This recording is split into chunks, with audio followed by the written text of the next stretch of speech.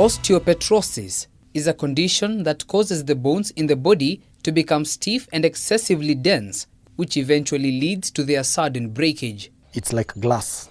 So the bone, yes, is thick, thicker than a normal bone, but breaks easily like glass. Hii joo yangu kutoka hapa mpaka sina.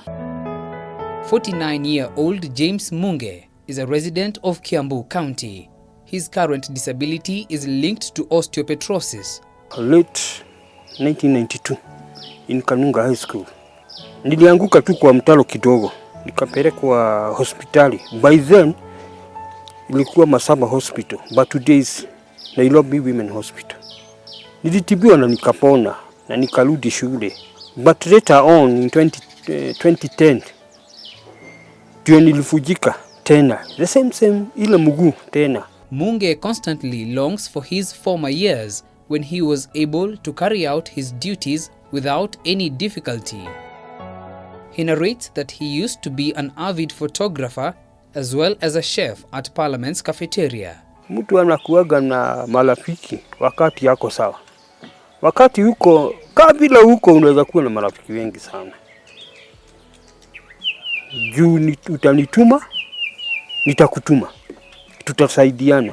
As the years went by, Munge's condition deteriorated and his search for medical treatment became increasingly tedious. Kwenda India wakaangalia wakasema hii mguu imefujika, unawekwa plates. Ikifujika ni plates, ikifujika ni plates. Kwa hivyo hata tukitengeneza your bones are dead. Mimi nikatibiwa miguu na nikarudi hapa. Although nothing changed. Sasa niko hapa nakaa hivi.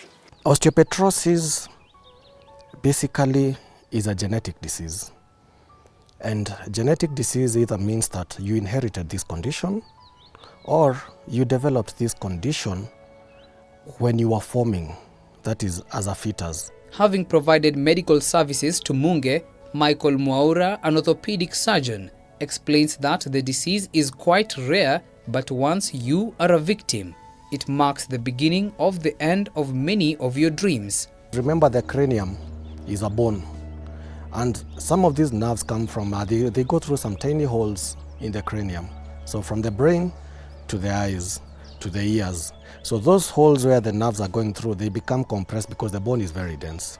And therefore what happens is, they're going to come with things like blindness. They're going to come with things like deafness. When a person suffers from osteopetrosis, the cell that controls bone's growth, known as osteoclast, is majorly affected, leading to excessive bone growth to the point of being a barrier to bone marrow formation. You have a thick bone without a bone marrow.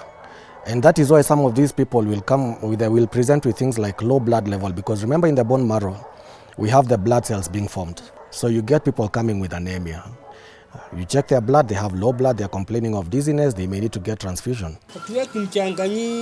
More than 20 years later, Munge is now an avid farmer. Roho ya Munge ni roho sijui nitasemaje. Kwa sababu hata tukiwa huku, yeye anaomba sana. In life, if you can have a very good wife, you start a very better chance in your life. Haja niwachilia. Alijua tu niko na shida, haja niwachilia, tunakaa, unamuona tunakaa na yeye. Due to his condition, Munge improvised a way to help him navigate and tend to his farm efficiently. He, however, has to take a break every 3 hours as the pain within intensifies. Yeye anaendanga huko na tumitungi. Yeye akitoka hapa analima. Munge desperately hopes to be treated in order to return to his former glory, having suffered immensely from the paralyzing effects of the condition.